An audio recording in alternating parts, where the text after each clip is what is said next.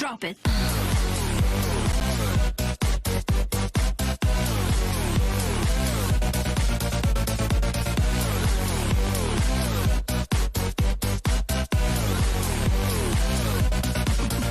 Yeah.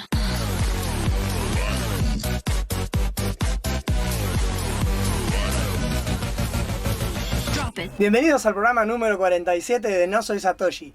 Estamos en LABITCONF, en Montevideo, en el segundo día. En este momento me acompañan Jimmy Song, thanks for coming, Héctor, nuestro columnista y co-host, Diego, que también ya nos ha acompañado en varias ocasiones, Diego Gurpey, y José, tenemos acá a José Rodríguez de Bitso, y tenemos a Beto de la comunidad local.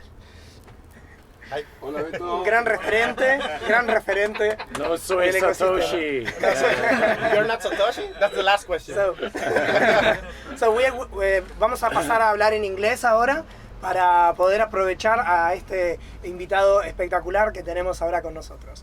Jimmy, you bring a book with you, right? El pequeño libro de Bitcoin. Exacto. Tell us about this experience with the book. We wrote it over 4 days, and I had 7 co-authors. You can see the picture right here.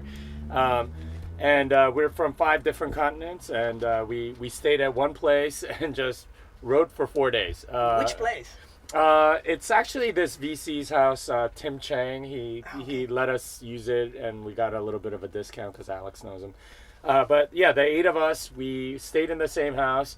I think the house had 9 bedrooms, and each bedroom had its own bathroom, so it was like perfect for us. Oh, amazing! And we cooked our own food. We just we did everything in the house. There was a pool there and everything. No phones during that days? Well, I mean, you still have to use the phone and stuff, but yeah, we were basically doing everything together, and like the whole first day we laid out, we did it like a design sprint. I don't know if you guys are familiar with that concept, but the idea is you try to define what it is you're going to do the first day. And the first day we were there, I led them through basically the basic design sprint exercises, like what's the audience that we're targeting, what do they already know about Bitcoin, and then I had them write Amazon reviews of what they want the same people to say after they read the book.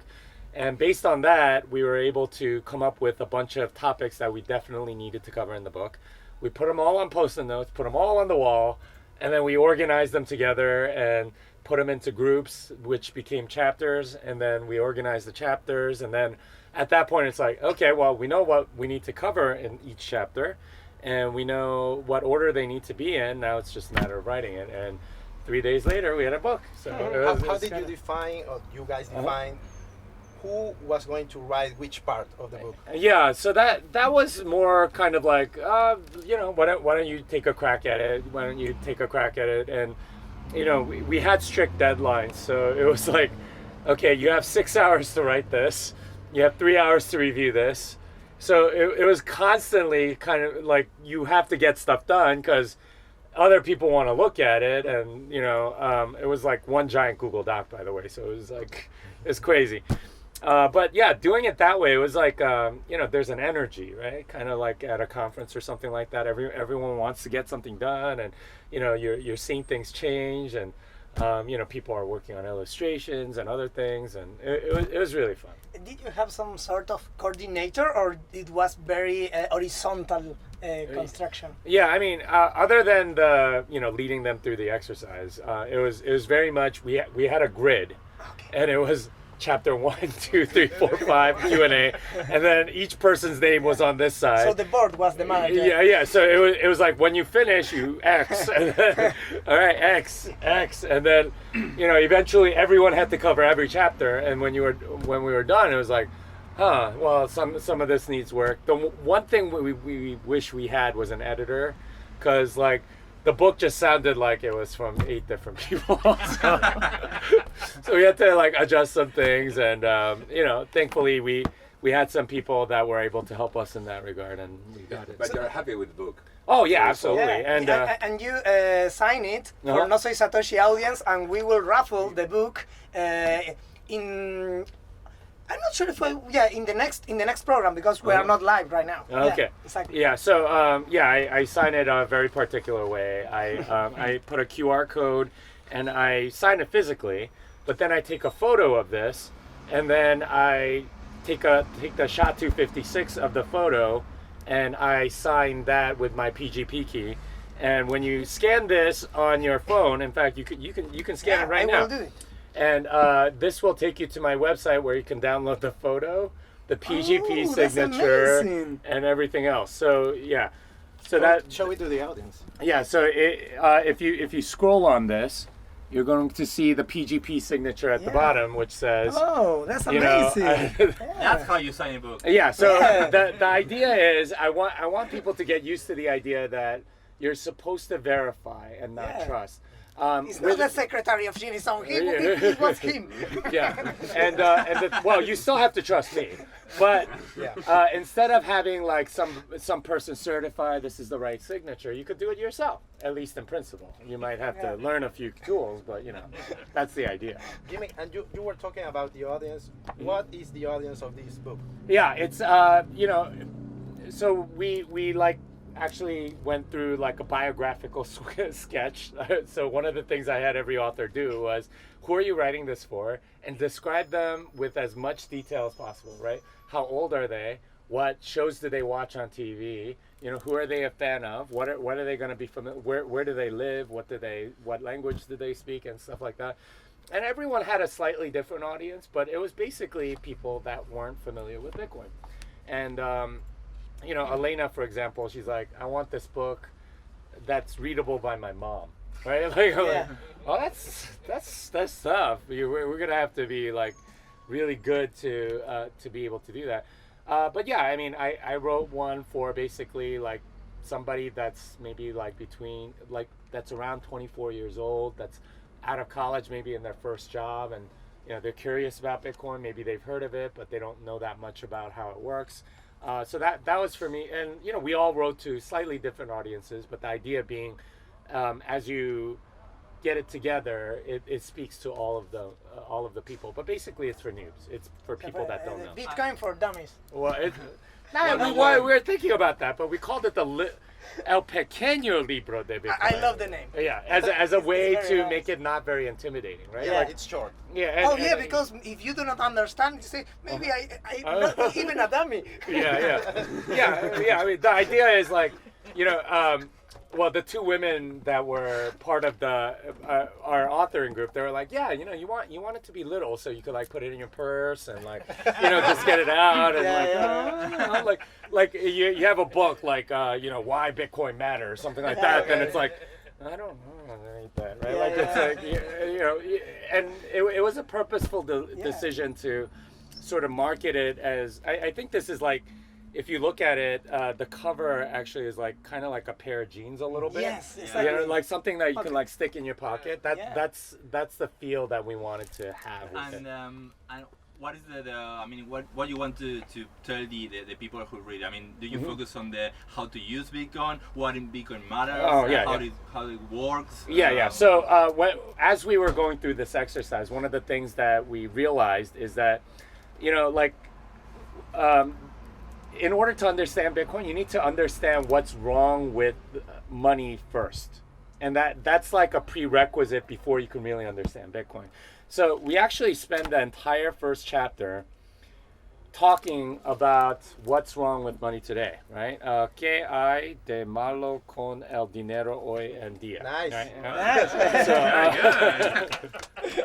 and we don't even mention the word Bitcoin in there. It's all about what's wrong with money, right? Like, and these are actually like it starts with a few stories. I like the draw. Can you show the draw? What is the camera actually? Yeah, right here. Yeah, so each chapter has something like this, but it's all about stories from different parts of the world. So I told you that the authors are from 5 different continents, and actually when we wrote this, it was like, okay, let's just tell our own stories. So Luis Buenaventura, he's from the Philippines. and he talks about like what his parents went through, and we have Timmy Abiju. I can never say his last name correct. I'm sorry, Timmy. Timmy Ajibuye, who grew up in Nigeria, and he tells his story about how they did all sorts of weird stuff with money in Nigeria. And we go, we come to today and all the problems that are still there today and all the different, different ways in which money is just completely broken because of the fiat system. And once you've read those stories and kind of understand how the monetary system in the world is, then you're ready for Bitcoin. It's like, oh, okay, now Bitcoin makes sense. So we actually don't get into, how do you download a wallet and back up your seed. None of that. It's making the case for Bitcoin, right? And saying, okay, well, here's the problem, here's the solution, and then we get into more sort of like implications. Like people always ask about price and volatility, right? So we have a whole chapter on that because how can it have a price at all? So we have a whole chapter on that, another chapter on the human rights aspect of it, which kind of brought that's actually what brought us together. We were all at the Oslo Freedom Forum, and all of us were there, and it turns out that Bitcoin is absolutely essential for human rights all over the world. And we know this from places like Venezuela, right? Like one of our co-authors is Alejandro Matano, who grew up in Venezuela. He knows all about what's going on there. And about 10% or something like that of the population has escaped the Maduro regime through Bitcoin, right? Like they buy Bitcoin in Venezuela, cross the border, and then sell the Bitcoin, and now they can start a new life. And there's a discount in Colombia as a result. Absolutely. Yeah. Jimmy, it's your first time in LABITCONF? Yes. What are your thoughts regarding to this conference? What are your impressions? Are you presenting the book in Spanish for first time in this conference? So as far as a conference goes, yes, absolutely. So we are working on a lot of translations. Actually, my hat is up for auction later today to fund more translations. This is how we funded like the Spanish translation. We're almost done with Portuguese, Hindi, Mandarin, Korean, Turkish, Arabic, French, Dutch. That's a solution from a hat. Yeah. So the idea is I can sell my hat, get some money, we can fund more translations, pay the translators, and so on. And but as far as this conference, I mean, the first time I was in South America was last year. I was here to teach my class in Sao Paulo, and one of the things, like, it was strange because I didn't eat that whole trip because of some various things, but I didn't get to taste any of the meat, but the people were just so warm and like so friendly, and they were so appreciative. They're like, nobody ever comes down here. So I was like, they're very appreciative of me coming, and I was just like, this place feels very much like a place I need to come back to.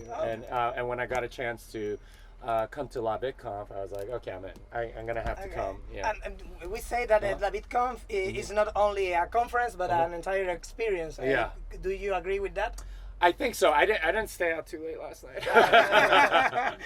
But what about the food and the music? Yeah, and I am getting to partake in the meat this time. So I'm like, I went to a place yesterday. It was like Mercado del Puerto. Oh, right? Yeah. Yes, it's very near.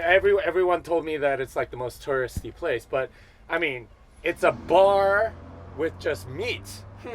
How awesome is that, right? Like, they don't serve drinks; they just serve meat. I was like, well, a lot of people love that. Yeah, I was like, this is Bitcoin. amazing. Yeah. I'm just like, let's just eat. Me and Giacomo were eating it. Yes. It's like, it's like all kinds of meat, and I was like a kid in a candy store, so I was very happy. But yeah, that's part of the experience, and my terribly broken Spanish that I get to practice with cab drivers and so on. I could say no soy Satoshi, right? That's it's great that you have it in Spanish because what people don't notice, and that's one of the objectives of why LABITCONF started, is because there was not much content in Spanish or other languages inside English. So you're letting all these people out of the technology. So things like this, congratulations, and coming to Latin America and for translation in so many languages, so more people can get to know. Yeah, and it's absolutely critical for that, right? Because the adoption, it's sad because a lot of people in Silicon Valley still see it as a technology, and they go, oh, you know what, we need faster block times, or we need more privacy, or more transactions per second, or something like that. They don't understand that it's really money. But people in Latin America, people in like Asia, or like anywhere where you have financial oppression, they get it right away. They're like, oh, I get it. It's politically neutral money. They can't take my money away. Oh, I get that, right? Like, it's so much easier for them to understand. And when you make the case like that with this book, this can really reach the masses. And, my hope is that we can have a lot more literature about this stuff in a lot of different languages. And it's one of the really exciting things and crazy things about Bitcoin. Like, I'm a programmer, right? Like, I've been a programmer for 20 years. I never thought that, like, I could make an impact like all over the world by doing stuff. But like now we need to get these kind of books in the mainstream bookstores. And regarding to your hat, because this going to auction, I would like you clarify to the audience what is the reason because you were, because that is very amazing. And then we will move to Jorge. Okay. So the reason why I wear the hat, there's 3 reasons. Number 1, I'm from Austin, Texas. So, I want people to know that I'm Texan, right?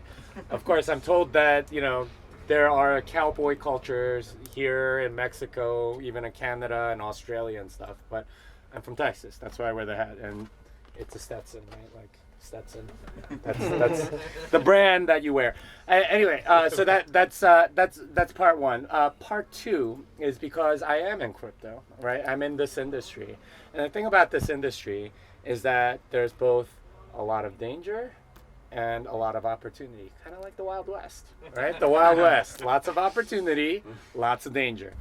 Third reason I wear this hat is because I love that 1800s era, right? That was the era of freedom. It was the era of go west, young man.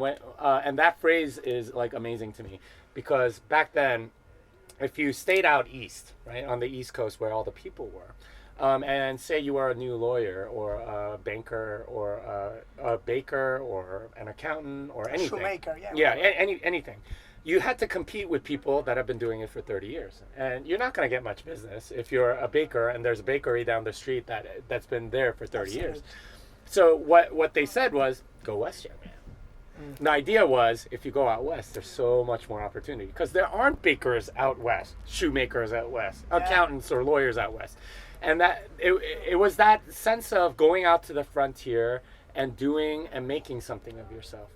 And that's the ethic that I think Bitcoin brings back because it is a new frontier, right? Bitcoin is a brand new frontier. If you are an accountant and you could figure out some way of incorporating Bitcoin into your business, well, the 60-year-old accountant's not going to do it.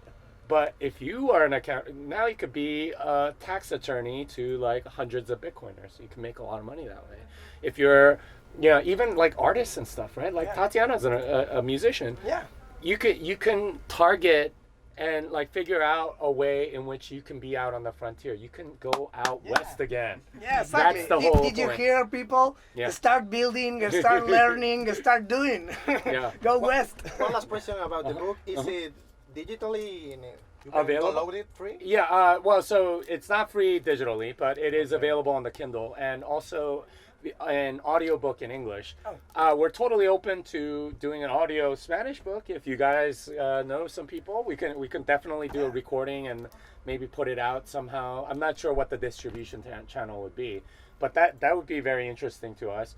I think we would be willing to do that for almost any language. Like not everyone likes to read. That's the thing that we realize. But like people like listening to podcasts and stuff, and this is another way to consume, and we don't want to exclude the people that don't necessarily like to read. So yeah. So probably this is too early, but are you planning a sequel for a book? We've been talking about it. Yeah. So one of the things that we realized after this experience was that we really enjoyed it, right? Like, I was like cooking steak every night for people. I cook to relax, just so you guys know. So, like, all my co-authors are like, dude, like, let's do this again just so you could cook for us again. So I made like pork belly, with a crispy skin and stuff like that. I think they're called, that's like like a Latin dish as well. So I cooked a lot and did that, and we had a good time. And the thing is, like, at the end, when we were able to create the book, it's kind of like a sports team, like they have reunions after, they win a championship or something like that, because they have that shared experience. It's kind of like that for us. Like, whenever we see each other, there's like an instant bond because we did this very difficult thing together. So there's definitely a hunger from the co-authors to do something like this again, because it was just so satisfying. And this is something that I want to bring more to the Bitcoin community, which is collaboration and creating something together that brings you together, and you could do kind of something amazing in a short period of time. Like, one of my visions for the future is like having a conference, but having a purpose to it, right? Like, we're going to create an amazing video or something, like create something as a result of this conference that we can put out to the world. And it isn't just people networking. It's you're creating something that benefits civilization or society or something. And that would be amazing to me. I'm not sure how that would work or how you could do it or whatever. But it's just so satisfying. A legacy, right? Like from a soul perspective, right? Like you just feel like you've accomplished something, that you've made a difference in the world, instead of like your dull corporate job where you're paid to sit in a chair for 8 hours. So, we are moving to next guest, Jose. You can stay if you want. I think I need to go prep for my next talk. So we will switch to Spanish then. Okay. Thank you very much. Thank you El very much, pequeño libro de Bitcoin. Muchas gracias. Thank you very much. Thank you. Muy bien, aquí estamos de vuelta desde la LABITCONF en Montevideo. Al lado mío, José Rodríguez de Bitso. José, muchas gracias por venir. Gracias por la invitación. No, encantado, por favor. Contanos un poco, ¿viniste aquí como speaker? ¿Viniste como asistente? Sí, este año no fui speaker, pero como todos los años es mi quinta LABITCONF. Bien. 2014 fue la primera y pues siempre es un gusto estar en la conferencia y ver a tantas personas, sobre todo de Latinoamérica, que están haciendo tantas cosas tan increíbles. Y me contabas que estaban por iniciar operaciones en Argentina con Bitso. Sí, de hecho en la LABITCONF el año pasado se anunció que íbamos a abrir en Argentina. Ha tardado un poco más el proceso, pero ya actualmente ya puedes empezar a registrarte a través de Bitso Argentina. Entonces pues ya puedes empezar a operar, y también se anunció que se va a expandir a Brasil posteriormente. Sí. Pero bueno, ahorita comenzando con Argentina. Bien. ¿El mercado clave de ustedes ha sido México hasta ahora? Sí, Bitso empezó en 2014 en México, fue el primer sitio de intercambio y pues actualmente es el más grande. Este año se rebasaron ya 750,000 usuarios registrados. Y pues bueno, desde 2014 empezamos nada más con Bitcoin. Actualmente ya hay 9 criptomonedas que puedes operar aparte de Bitcoin, y pues bueno, ahora viendo hacia otros mercados. Perfecto. Bueno, teniendo en cuenta que Beto tiene experiencia en lo que es el mercado latinoamericano con Bitcoin, me gustaría saber si por ahí tenés alguna pregunta para él. O alguna, ¿cómo se podría decir? Lo mandaste al mal, algunas palabras de aliento, quizá. Que bueno, Alberto fue de los primeros argentinos que conocí de Bitcoin, y fue de los primeros en ir a México también cuando estaba en BitPay. Y curiosamente yo los primeros bitcoiners que conocí del mundo fueron argentinos. Bien. Que fueron Franco, Diego y Rodo. Posteriormente me vine a principio de 2014. Tony Galipi me presentó a través de mail a Beto. Hicimos unos meetups en Argentina a principio de 2014. Y después me fui para México y también hicimos los primeros. Estuve creo que en el tercer meetup de ¿En México. Monterrey estuviste? En Monterrey estuvimos en los primeros, que fuimos a la Universidad de Nueva León. Y bueno, la comunidad ahí también muy vibrante. Yo creo que lo que es muy interesante de América Latina es eso, cómo hay una unión muy fuerte, y también me sorprendía mucho cómo todo el resto de América Latina siempre miraba a Argentina, y era algo muy interesante porque si bien hay cosas similares, también hay cosas que son diferencias muy fuertes y marcadas, pero México empezó a ser un mercado cada vez más grande. Al principio, como todo, como Argentina, que también mucha cooperación también. Me acuerdo cuando viniste las primeras veces y empezaste con Unison, que hablabas con los chicos de Unison, que era el primer exchange real que tenía un order book, porque todo el resto no tenía un order book. Y, yo lo usé, Unison. Sí. Mira, buenísimo. Y era de los primeros que empezó a ser también regulado, de que empezaba a informar a FIP. Obviamente a la mayoría no le gustaba, pero era, digamos, pero hasta donde yo sé, ninguno compartía información activamente, a menos que llegara una orden de algo. Claro, no era sujeto obligado. pero acá Unison sí empezó a usar una API con AFIP. Ah, mira. Era la primera vez que se hacía bien, digamos. Claro, que un exchange trabajaba realmente en dar información concreta. Claro. Y eso también habría como esta posibilidad de atraer fondos más grandes, más importantes. Voy a introducir brevemente a nuestro invitado Mike. So I will switch to English now. No, lo presentaré en español. Mike es de EasyBit. Con Mike armamos los primeros 2 cajeros automáticos de Bitcoin en Argentina y en Chile. Mike, it's a pleasure having you here. Welcome to La Bitcoineta. Welcome to No Soy Satoshi. Very cool. Thanks for letting me join. Yeah, for sure. So now we are talking with José Rodríguez about Bitso. Bitso is a new broker or exchange? Exchange. They're not new. I met him years ago. Yeah, in Argentina. In Argentina. Ah, in Argentina. Yeah, they are landing in Argentina. See, I had this question because you were talking that you met years ago, you too. Yeah. Does Bitcoin exist without the community? Does Bitcoin exist without the community? I think Bitcoin will continue working even when we are dead and we're not here. Yeah. After the apocalypse. Maybe it's kind of time for Generation 2 to kind of take over. It's been almost 10 years of Bitcoin and we've done a lot, so maybe it's time for more businessmen and more banks and more whatever else involved, and we can go find something else to do. Going back fiat, full fiat. Y Beto, vos siempre fuiste empujador a armar comunidades.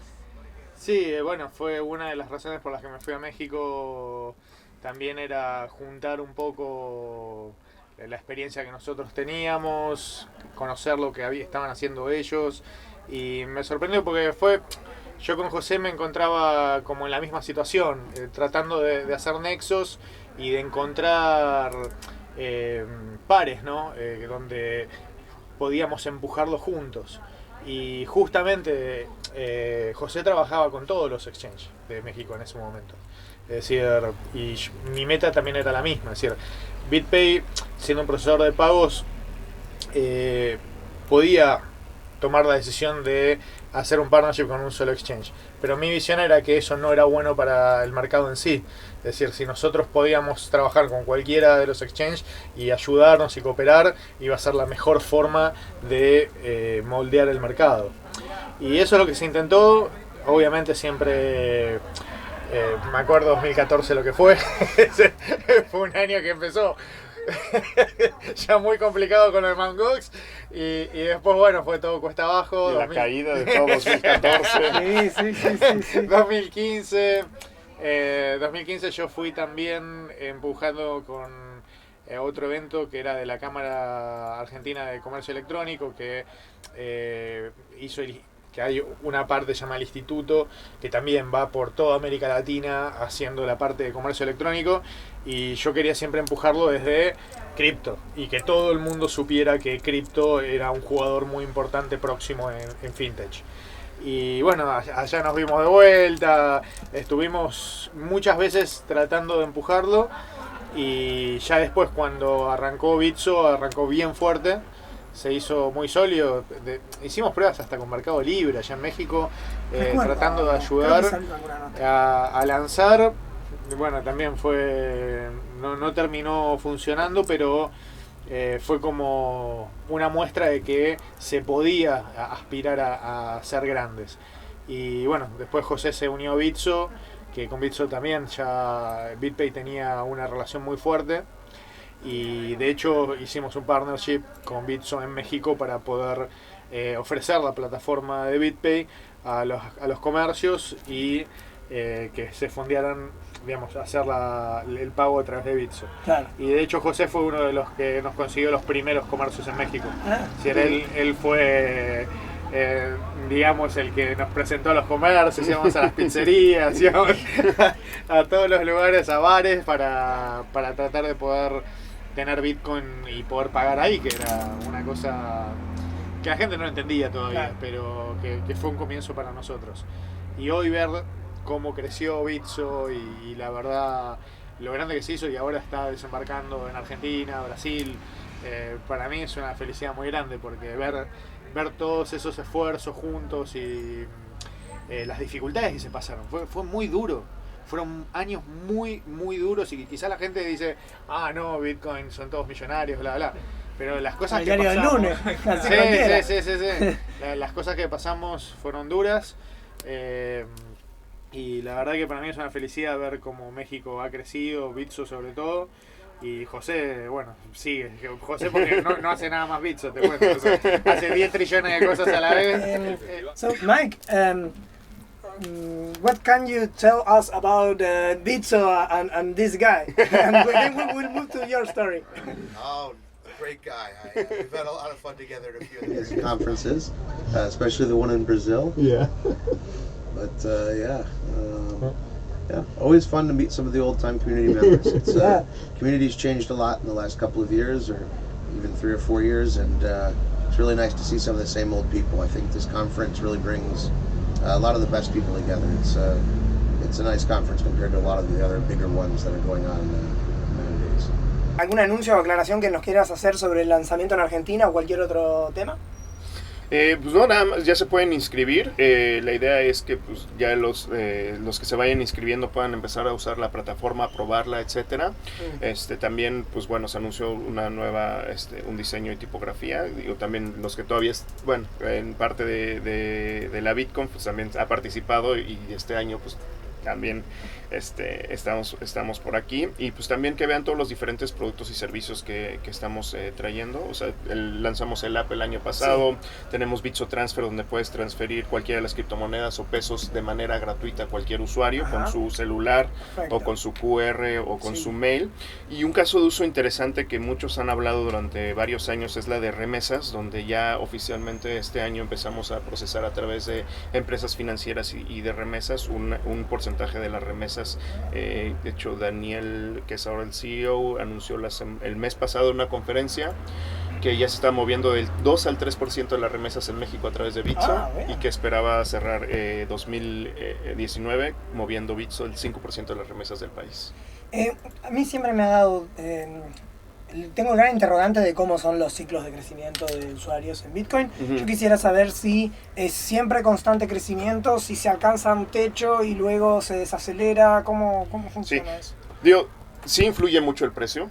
Grandes subidas como la de 2017, 2016, que también fue grande, no tan grande con la de 2017, que fue gigante, sí atrae muchas nuevas personas, ¿no? Porque pues mucha gente empieza a hablar sobre Bitcoin, ves noticias, muchas coberturas, etcétera, y pues mucha gente, pues, todo el FOMO, ¿no? De que necesito comprar Bitcoin, etcétera, eso sí lo acelera.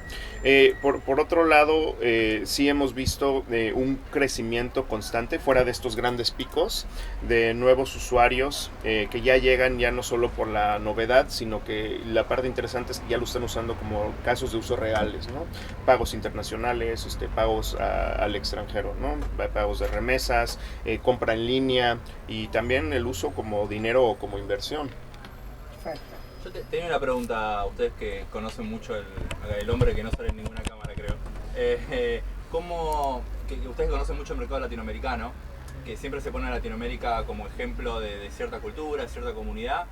Si ustedes notan que dentro de la comunidad latinoamericana, las diferentes comunidades de cada país tienen alguna característica que las distingue. Por ejemplo, hay países que son más de usar Bitcoin como inversión especulativa, hay comunidades donde hay más emprendedores que construyen negocios, otros que son más bitcoiners, de holders. O sea, si ven esa diferencia y cómo la analizan, si depende del contexto de cada país y demás. Pues yo, de mi experiencia, desde que comencé mis primeras empresas en Bitcoin a la fecha, o sea, Argentina sí sigue siendo uno de los lugares donde hay más emprendimientos.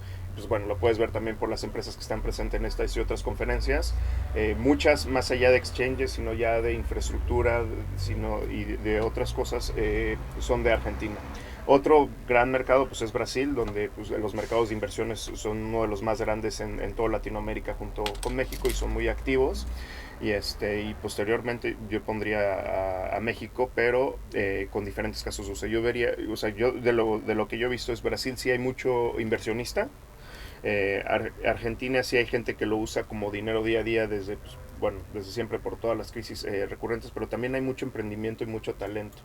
Y pues también es una de las razones por las cuales estamos yendo hacia allá, y la realidad es que el resto de los países de Latinoamérica yo todavía los veo muy pequeños y también todavía tienen los problemas que alguna vez tuvimos nosotros en México hace unos años, estar hablando con los reguladores, con los bancos, empujando una industria, una comunidad.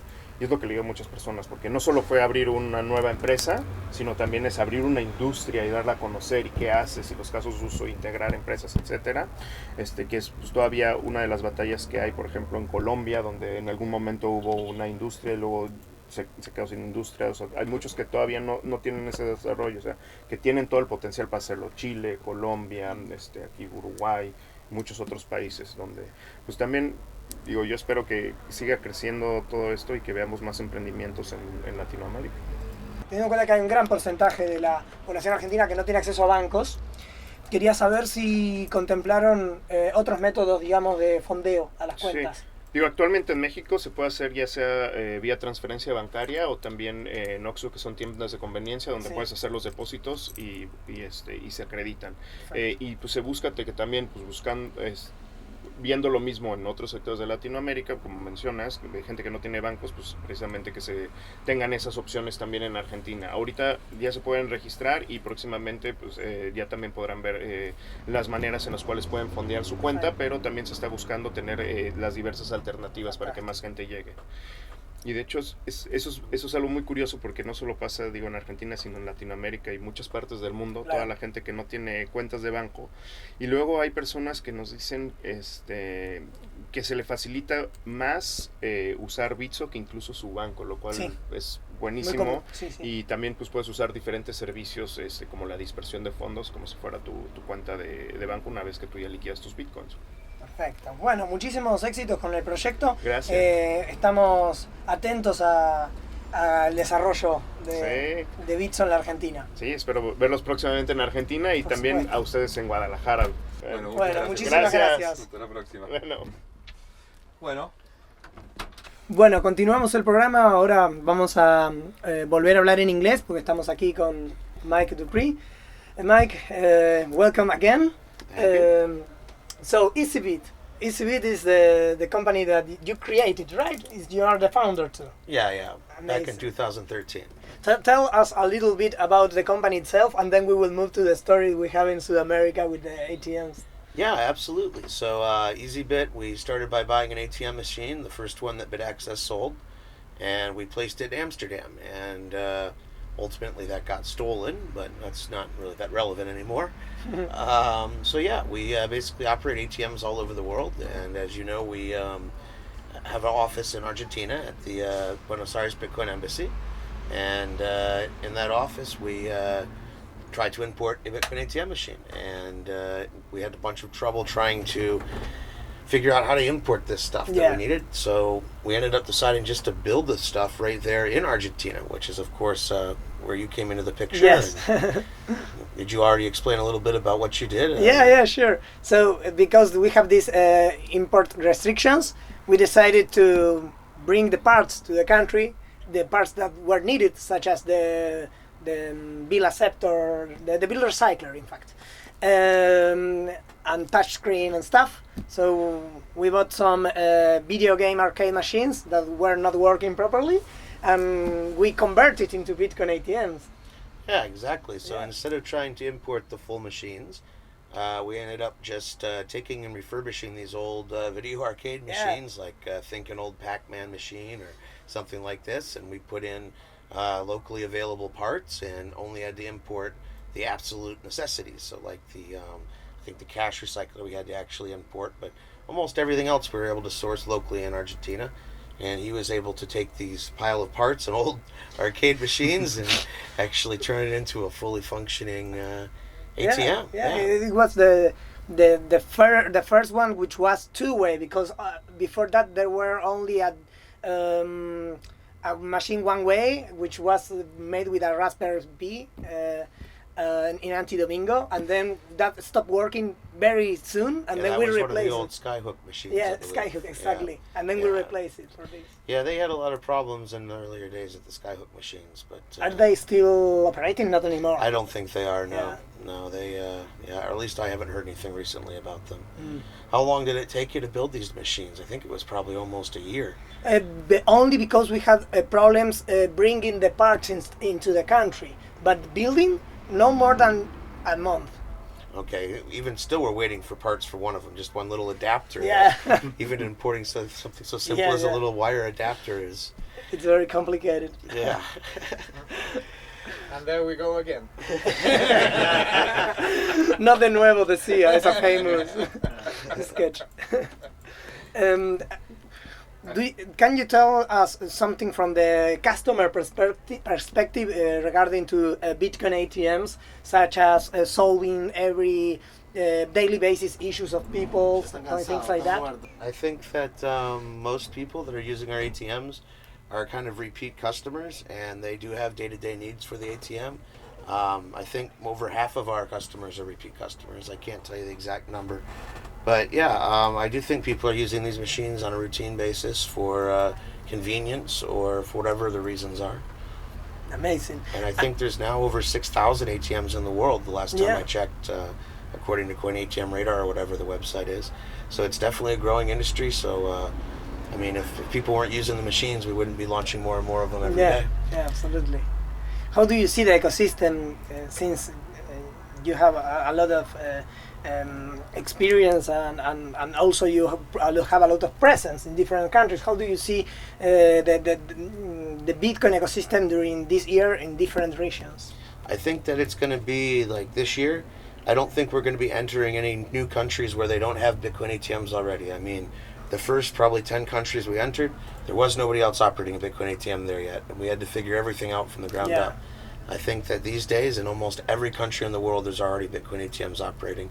And so it's a completely different territory now, or a different way of entering markets than it used to be. It's no longer let's figure out where we can go, where they'll allow us to go, figure out what the rules are. Now it's more about scaling and about building larger networks and even adding additional features to the machines and better client usability, better reliability, this kind of stuff. Amazing. And do you have a next steps plans for ECB that you want to communicate, or is all internal yet? Well, I mean, at this point, I think the next ATM we'll be launching will be for Acapulco down in Mexico. Amazing. So I look forward to helping them out with that, and we're working on getting a machine shipped down there. So we'll see. Oh, that's good. When is Acapulco? Acapulco is usually in mid-February, but I'm not sure this year. Yeah. Okay. Amazing. But I'll be there. I was there. I go almost every year. Tell us something about LABITCONF. One of my favorite conferences, definitely. Great group of people we bring together here. It's very different than a lot of the larger conferences. I've been recently going to a lot of the conferences in Europe and in Malta, for example, and these are just massive conferences of people selling things, and it's just it doesn't feel like nearly as good of an environment as here. And every LABITCONF I've been to has been great, and it's Rudolfo continues to do a great job with these events. It's very organized. We've had some great speakers. There's lots of time to hang out and socialize. Yes. It's a great event. Yeah, and good food, right? Great food. Yeah, great food. We were talking about this. If you come here, you cannot get scammed if you want to get meat. The meat is going to be amazing always. It is great. I always loved Argentina for good meat as well, but in Uruguay it's even cheaper. Yeah. And man, they just have parrillas everywhere, and yeah, good food everywhere, great wine, and legal weed. Yeah, that's true. Yes, and do you want to say something to the audience? No, it's, No, that's all. Try to join next year for the LABITCONF. It's a great event. amazing, amazing. Well, thanks then for joining us. You are welcome to join us every time you want. You are a friend of the house. Awesome. Well, thanks for having me, Santiago. It's great to see you. Yes, fine. Bueno, ya finalizando la BitConf, nos acompaña aquí Carlos Roldán de Satoshi Games, quien también fue disertante en la conferencia. Mi nombre es Carlos Roldán, soy el fundador y CEO de Satoshi Games. Nos dedicamos a hacer juegos en la cadena de Bitcoin y nuestros juegos funcionan sobre Lightning Network. Contanos un poco qué viniste a presentar y también qué te parece esta conferencia, que creo que es tu primera vez acá. Pues muy interesante, la calificaría como muy atractiva. Vengo a presentar Satoshi Games, es la empresa que fundé y lo que hacemos en la empresa es juegos en Bitcoin. Que lo jugamos cuando estábamos en el programa en Riga, de hecho. Eso es. Claro, y luego presentaste Light Night. Eso creo que todavía no estaba en el programa. Aún no estaba. Ha llovido mucho desde entonces. Entonces llegamos a Riga, estábamos trabajando en secreto en Light Night, pero no anunciamos nada. Luego de allí saltamos a Berlín, que anuncié Light Night, y ahí ya fue un poco de boom, ¿no? De, oye, que venimos aquí a hacer esto y lo venimos a hacer en serio, ya la página web está muy bien para jugar, interactuar, ganar un poco de satoshis, pero queremos llevar esto a terreno un poco más profesional en el campo de videojuegos. Entonces es un Battle Royale que si yo lo juego bien voy ganando puntos y si lo juego mal voy perdiendo los mismos puntos que gano. No exactamente, dentro del Battle Royale hay modos de juego, ¿vale? El más atractivo, bueno, hay modos flash, modos que a lo mejor no están siempre en el juego, pero con el Season Pass puedes jugar una duración de una semana, son eventos. Entonces, en estos eventos hay eventos como el que acabas de escribir, cada puntuación es un Satoshi y puedes jugar. O en otros hay eventos en el que a lo mejor tu barra de vida es una barra de Satoshis. Cuando disparas a alguien se lo chupas. Entonces hay muchos modos de juego, modos flash. Luego también está mi favorito, que es el que más me gusta, es el de los assets. Es decir, es el que eso es como colateral los skins que compras. Entonces tú compras un juego, cuando compras un asset, compras a lo mejor un skin y vale X, y tú cuando vas a jugar en el modo competitivo juegas con todos los demás que tienen assets diferentes. Y si te matan, tus assets que has comprado, que luego los puedes vender en el marketplace y sacar los profits vía Lightning del juego, se quedan en el suelo. Y si alguien lo lootea, pues luego lo puedes revender. Ah, muy bueno, me gustó eso, va a haber un mercado secundario. Va a haber un mercado secundario, va a haber mucho FOMO de la gente que quiera comprar un skin, luego revenderlo, luego jugarlo, luego se pierde, y si se pierde porque nadie lo lootea en el suelo, uno menos es de la supply. Entonces hay escasez. Claro, eso, bueno, claro, igual que con el Bitcoin. Igual que en el Bitcoin. Es decir, es un sistema de escasez sobre un sistema monetario que ya tiene escasez. Claro, pero le agregaron el tema de perderlo. Además, además de perderlo. Me da una pregunta eso. Si vos compraste algo y después quedó perdido en el juego, ¿esos satoshis quedaron perdidos también o vos los satoshis los seguís recuperando igual? No, son diferentes. Son dos conceptos diferentes. Una cosa son los assets, los skins, los cosméticos. Esos cosméticos tienen un valor. Ese valor lo define la comunidad mediante la demanda o el que lo ofertas te lo tienes tú. Ahora, si a lo mejor tú tienes tu skin, no juegas en competitivo, tú juegas en modo casual, que no los arriesgas, te los puedes utilizar, pero no los arriesgas. Si la gente empieza a jugar con otros skins o el skin de tu tipo, pues se va bajando. Y si van perdiendo, van bajando la supply. Hasta que al final pueden quedar pocos skins, mucha demanda, y tú no has jugado, no los has apostado, pero lo puedes vender porque hay mucha gente que esté dispuesta a comprarlo a un precio alto. Y esto hace que los pases de competición, el 1, 2, 3, al final, cuando los siguientes pases de competición, los season passes de temporada del 3, del 4, el 5, que vendrán con nuevos skins, nuevos paquetes, nuevas misiones, hace que los de los principios se vayan acabando antes, sean más limitados y haya más demanda. Claro. Porque más se juega. Claro. La industria del gaming hoy en día es la industria más grande del mundo, incluso más grande que Hollywood, que los deportes. Entonces, y Lightning es algo muy nuevo, pero parece que resuelve el intercambio de dinero en los casos del gaming, porque es bastante complicado a veces pagar con Visa en algunos países donde no aceptan, o con países como Venezuela, donde es todo un lío hacer pagos internacionales, pero Bitcoin tiene el problema de la escalabilidad, pero Lightning viene y como que encaja perfectamente con la industria del gaming. ¿Cómo lo ves? ¿Qué tan rápido ha sido la adopción de Lightning en gaming? ¿Cómo lo ves hoy y qué piensas que va a pasar el año que viene? La aceleración de la adopción en Lightning es evidente, pero quiero acentuar en que en el sector gaming, como has dicho, sí que es importante. No solo además por el hecho de la incentivación que genera, el hecho de que haya micropagos o incluso pagos, nanopagos, que llegan a ser un pago simbólico que más que tener un efecto económico, tiene un efecto de lealtad al juego. De tal modo que incentiva la experiencia del juego y necesariamente puedes estar haciendo unos pagos a nivel atómico. Pero es importante destacar que en la industria de gaming ahora mismo hay varias entidades, hay varios grupos, varios proyectos que están viniendo fuerte, y yo creo que junto con las wallets son dos casos de uso que ahora mismo están dando están haciendo bastante ruido.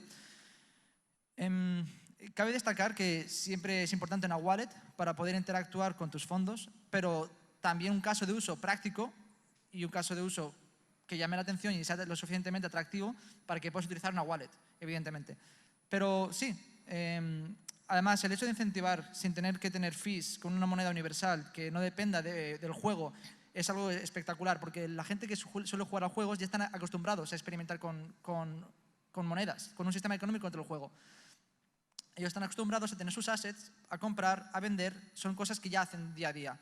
Solo que si reemplazas este sistema por un sistema que sea que no dependa del juego y que la seguridad de esta moneda no dependa del servidor que está en el juego, además le da un incentivo para usarlo.